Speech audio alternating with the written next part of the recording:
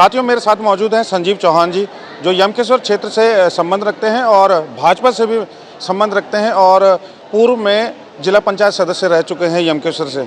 और जिस प्रकार इस समय पर यमकेश्वर विधानसभा में जो चुनावी समर है वो चल पड़ा है, उसी से संदर्भित यहाँ पर संजीव चौहान जी आज कोटद्वार के तल्ला मोटाडाक क्षेत्र में आए, जो कि यहाँ पर यमकेश्वर क्षेत्र से पलायन कर चुके लोग हैं, उन लोगों से मुलाकात करने के लिए, उनसे बातचीत करने के लिए, उनके साथ में उनका दुख दर्द बांटने के लिए। तो सर, सबसे पहले स्वागत आपका। धन्यवाद जी। यमकेश्वर और 2027 का चुनाव अब बस दरवाजे पर ही है। क्या लगता है आपको कि आप दावेदारी कर रहे हैं, तो क्या देख रहे हैं कि जनता क्यों आपको वोट दे?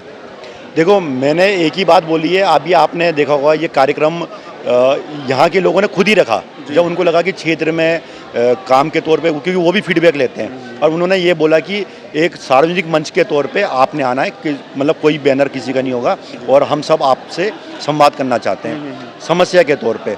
और मैंने जितनी भी बातें रखी है, मैंने उनको ये बोला है कि जो मैं काम कर रहा हूँ उसके आधार पे मैं आपके बीच में आया हूँ। ये नहीं बोला ये करूँगा मैं। जी जी। समस्याएं हो सकती है, और मैंने इनको ये भी बोला है, जितने भी लोग आ चुके हैं, हो सकता है कि आपकी सुविधा मैं गांव में बढ़ाऊं, हो सकता है कि आपका ध्यान गांव की ओर भी बढ़े, क्योंकि बड़ी मात्रा में मैं गांव देखता हूं जहां पे 300 वोटर हैं, तो वहां पे 200 वोटर तो दूसरी जगह रह रहे हैं, 100 वोटर ही गाँव में है। किसी गाँव में पूर्ण रूप से लोग चले गए, किसी गाँव में 2-2, 3-3 लोग रह रहे हैं। गाँव का अस्तित्व खत्म हो रहा है। स्कूल बंद इसलिए हो रहे हैं क्योंकि लोग नहीं हैं। तो ये छोटी छोटी चीज़ें गांव के आधार पे चल रही हैं, और मैंने एक टारगेट बनाया है कि कम से कम यमकेश्वर विधानसभा में 1000 महिलाएं ऐसी मैं कल को गिनाऊं जिनको 3 से 5 हज़ार रुपये महीने की समूह के माध्यम से मैं रोजगार से जोड़ चुका हूँ। यमकेश्वर विधानसभा क्षेत्र अपने आप में बहुत बड़ा विधानसभा क्षेत्र है, तो जाहिर सी बात है कि वहाँ पर जो जन समस्याएँ होंगी वो भी बहुत ज़्यादा होंगी, वास्ट होंगी। 25 वर्षों से यमकेश्वर में भाजपा की सरकार है और आप टिकट की दावेदारी भी भाजपा से ही कर रहे हैं। आपको क्या लगता है कि विजया बर्तवाल से लेकर, ऋतु खंडूरी से लेकर और उसके बाद रेणु बिष्ट से लेकर हालिया समय पर क्या उनके मौजूद रहते आपको टिकट मिल पाएगा? कैसी दावेदारी देखते हैं? देखो, इस समय आपको मैं छोटी जो बताऊँ, हमारे जो राष्ट्रीय अध्यक्ष हैं नितिन नवीन जी आदरणीय, वो 45 साल के हैं। अब कोई ये सोचता था कि 80 साल का व्यक्ति है वो बढ़ेगा, मतलब वो भी बनना चाहिए, मगर पार्टी ने भी बोला कि इस बार यूथ को देना है। और एक युवा कैंडिडेट होने के नाते लोग भी चाहते हैं, और पार्टी हमारी जो बीजेपी पार्टी है वो भी चाहती है कि यूथ को देना है। तो उसी के तौर पे मैं तैयारी कर रहा हूँ, और सबने तैयारी करी है, कोई वो नहीं है, सबने काम करा है अपनी तौर पे जो अच्छा कर सकते हैं। यमकेश्वर विधानसभा में लोग, तो वहाँ की जो क्षेत्रीय जनता है, जितनी बार भी हमने वहाँ से उनसे संवाद किया है तो उन्होंने अपनी नाराज़गी व्यक्त की है। उन्होंने कहा है कि ऋतु खंडूरी ने भी वहाँ पर कोई ढंग का काम नहीं किया। जो उन्होंने एक बार रोड बनाई तो वो अब काफ़ी साल से बनी ही नहीं है। रेणु बिष्ट जी के समय पर चाहे आप कोई सी भी रोड ले लीजिए, जैसे कि क्या विकास है, आप पतीले भांडे बर्तन जो बंटते हैं उसको विकास समझते हैं, चूँकि आप भी भाजपा से हैं और वहाँ की जो विधायक है वो भी भाजपा से है, और यमकेश्वर में पिछले 25 वर्षों से पूरी भाजपा ही है। तो क्या यमकेश्वर का उदय इन चीज़ों से हो जाएगा? अब आपके मत से मैं आपको सिर्फ एक ही चीज़ बताना चाहता हूँ, पब्लिक लीडर के आधार पे बनती है। आज आपने देखा होगा यहाँ पे 400-500 लोग आए हैं कोटद्वार के, एक आदमी ये बोल दे कि जिसको ये बोला हो कि आपको फ्री में संजीव चौहान कुछ दे रहा है, जी, या किसी लड़के को ये बोला होगा, किसी आदमी को ये बोला होगा शाम को पेटी खुलेगी, सब मन से आए हैं, और मन से आए नहीं, उन्होंने मुझे बुलाया है, ये खुद आए हैं। देखो, लीडरशिप के ऊपर बहुत सारी चीज़ें तय होती है। अगर मैं अपने क्षेत्र में काम कर रहा हूँ तो उनको दिख रहा है। हमारे यमकेश्वर ब्लॉक में जहाँ पे दिन में डॉक्टर नहीं बैठते थे CHC में, आज वहाँ पे अल्ट्रासाउंड मशीन लग गई। तो लोग बोल रहे हैं कि यार, जहाँ पे डॉक्टर नहीं बैठते वहाँ अल्ट्रासाउंड मशीन लग रही है। जहाँ पे आज तक रोजगार की बात नहीं होती है, आज वहाँ पे 1 लाख रुपए दिन के समूह की सेल की बात हो रही है। मेरे खुद का जो जामल गाँव है, वहाँ पे मैं 1 करोड़ का रोजगार का प्रोजेक्ट लगा रहा हूँ, जहाँ सीडीओ खुद देखने आए, जो गुणवंत जी है सीडीओ, बहुत अच्छे अधिकारी हैं वो खुद आए सुबह 7 बजे। मेरे को बोला कि आप ऐसा काम कर रहे हैं जो हमने सोचा नहीं है, और 40 लाख का काम मैंने कर। तो मैं रोजगार की ये बात कर रहा हूँ, तो मैं ये नहीं बोल रहा मैं आपको, और मैंने आपको फिर बोला है, मैं एक अपना रिपोर्ट कार्ड बनाऊंगा, और रिपोर्ट कार्ड बनाने के बाद 3 साल 4 साल या 5 साल बाद बताऊंगा मैंने 1000 महिलाओं को रोजगार दिया है, जिनकी 3 से 5 हज़ार रुपये महीने की इनकम है। अगर वो महिलाओं से आप इंटरव्यू लेना, अगर वो बोलेंगी नहीं दिया है, मैं ज़िंदगी में राजनीति करूँगा ही। असल में राजनीति यही है कि जवाबदेही तय हो। कि वहाँ पर आपने जो नेता बनने से कुछ नहीं होता, नेता बनकर जो जनता के लिए काम करने होते हैं, असलियत में नेता वही होता है जो जनता के लिए कार्य करता है। आपने बहुत अच्छी बात करी, परंतु सर सवाल मेरा ये है कि रेणु बिष्ट जी पतीले, भांडे, करछी, परात, किट बैग, क्रिकेट किट बच्चों को ऐसे बांट रही है। मानता हूँ कि विधायक निधि का 10 लाख रुपए का जो है वो एक सरकमस्टांसेस बने हुए हैं, उनके तहत वो बांट सकते हैं, लेकिन वो भी तब जब मेला लगाया जाए।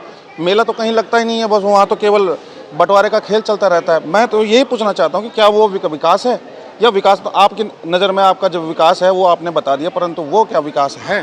देखो, मैंने आपको फिर क्या बोला है, लीडरशिप के ऊपर पब्लिक डिपेंड होती है। आपको जैसा लीडर मिलेगा वैसे पब्लिक बन जाएगी। अगर मैं मैं लीडर के तौर पे मैं शराब बेचता हूँ तो मैं पब्लिक को शराब के आधार पे ही जोड़ूंगा। अगर मैं लीडरशिप के तौर पे मैं रोजगार की बात कर रहा हूँ, मैं आपको बोला, मैं आज इस आपके चैनल के माध्यम से कि जो चीज़ें मैंने बोली है, आपने रिकॉर्डिंग भी करी होगी, अगर आपको इसमें से एक चीज़ भी आपको लग रहा है आपने फेक बोली है तो मैं आपको अपने क्षेत्र में विजिट करने ले आऊँगा। और जो इस प्रोजेक्ट में मैं काम कर रहा हूँ वहाँ पे कम से कम 100 नाली जो है मैंने लीज़ बनाई है 30 साल की। वो लीज़ इसलिए बना रहा हूँ 30 साल की, जो पहाड़ों में ज़मीन बिक रही है वो ज़मीन बिकना बंद भी होगी, इनको रोज़गार भी मिलेगा। अभी एक गाड़ी लगाई है मैंने अपने ब्लॉक में 10 लाख की, जिसमें ड्राइवर भी हमारा रहेगा, तेल भी हमारा रहेगा।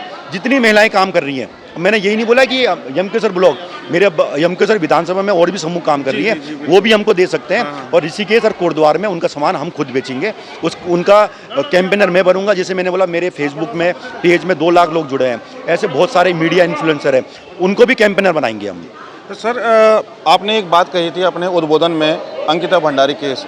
अंकिता भंडारी का मामला ऐसा एक दाग लग चुका है यमकेश्वर की विधायक के ऊपर, जिसमें कि देखा आज तक यही गया है कि एक शब्द, चाहे वो जिस दिन से अंकिता भंडारी गायब हुई हो, चाहे उसकी हत्या हुई हो, जब बॉडी मिली हो, उसके बाद केस चला हो सुप्रीम कोर्ट में, सेशन कोर्ट में, उसके बाद उनको चाहे सजा हुई हो, परंतु अभी तक यमकेश्वर विधायक ने एक शब्द नहीं बोला है अपने मुंह से।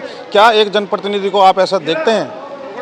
ऐसा है कि अभी जैसे मीटिंग में ये विषय, गए थे? हाँ, विषय आया तो उस विषय को मैंने एक्सप्लेन करा यहाँ पे, जैसे क्योंकि सब लोगों को पता है कि उस मैटर में सबसे पहले मैं आया था। मेरे को देखो, मैं अपनी, क्योंकि मैं यहाँ बैठा हूँ, मैं अभी ब्लेम किसी पे नहीं करता हूँ, वो तो देखो न्यायालय का डिसीजन है, फिर भी कोर्ट एक में पर्सन के नाते, जनप्रतिनिधि और जनप्रतिनिधि के नाते हमारा कर्तव्य बनता है कि अगर कोई ऐसी घटना होती है, हमको पार्टी अपना व्यक्ति ना देख के उस व्यक्ति की मदद करनी है। और जैसे ही मेरे को पता चला, उस समय मैं जिला पंचायत था, यूथ का स्टेट ऑफिस इंचार्ज था, और मैंने जब उनको बोला कि भैया आप लड़की नहीं मिल रही है, तो मैंने अगले दिन प्रोटेस्ट कॉल करी। और जब 4 बजे तक कोई रिजल्ट नहीं आया तो मैं वहाँ पे धरने पे बैठ गया, और मैंने एक ही बात बोली, सुबह 10 बजे तक अगर लड़की नहीं मिलेगी बहुत बड़ा आंदोलन होने वाला है। जिस घटना के लिए 7-8 दिन से उसके पिताजी भी मेरे साथ में थे, तो वो जो है सुबह 7 बजे लड़की मिली, मैं उनको लेके मोर्चरी में गया, उसके पार्थिव शरीर को बहन अंकिता भंडारी के वहाँ पे पीएम के लिए हमने भेज दिया। उसके बाद 2-3 दिन बाद सिरकोट गए, हम पैसा इकट्ठा करा, हमने उनको बोला भाई ये 1 लाख रुपए हैं, अब आप केस लड़ो। देखो, हमारा जितना करते हुए था एक प्रतिनिधि आते, मैंने ये नहीं देखा कि मेरा राजनीतिक कैरियर क्या होगा, मैंने ये देखा कि मेरे समाज की एक महिला, मेरे पहाड़ की एक महिला के माता पिता का दर्द कैसे कम होगा, उस नाते मैंने काम कर। और उसमें आज तक मैंने राजनीति नहीं करी है, क्योंकि ये मुद्दा आया, कई लोग पूछते हैं मेरे को, भाई तुम बीजेपी हो, मैंने बोला मेरे को बीच चौराहे में खड़ा कर देना, जितने भी लोग बोलते हैं हमने साथ दिया है, मैं उनको बता दूंगा बिगिनिंग कहाँ से हुई, मतलब इस मामले को इंसाफ दिलाने। सर, ये तो रही आपकी बात। मैं पूछ रहा हूँ कि अभी जो जनप्रतिनिधि है, जिनके समय पर, जिनके कार्यकाल पर ये घटना हुई, क्या उनकी जवाबदेही तय नहीं होनी चाहिए? देखो, बहुत सारी चीज़ें हैं, हर चीज़ देखो खुला प्लेटफॉर्म है, क्योंकि आप भी एक भाजपा से बिलोंग करते हैं, इसीलिए पूछ रहा हूँ। देखो खुला प्लेटफॉर्म है, जो भी चीज़ें हैं, तथ्य हैं, वीडियो है, सब चीज़ बनी हुई है, सब चीज़ आ रही है। वो न्याय, मैं इतना आपको गारंटी दे रहा हूँ, क्योंकि मैं भगवान पे विश्वास करता हूँ, सावन का महीना है और आज मेरा उपवास है, मैं मतलब मेरे दिल में है वो चीज़ उस बहन के लिए। जो लोग अगर कहीं से वो बचने की कोशिश करेंगे, भगवान उनको जरूर सजा देगा, ये मैं आपको गारंटी दे रहा हूँ। चलिए, धन्यवाद। ये थे हमारे साथ संजीव चौहान जी, जो कि यमकेश्वर से दावेदारी कर रहे हैं और यमकेश्वर से ही बिलोंग करते हैं।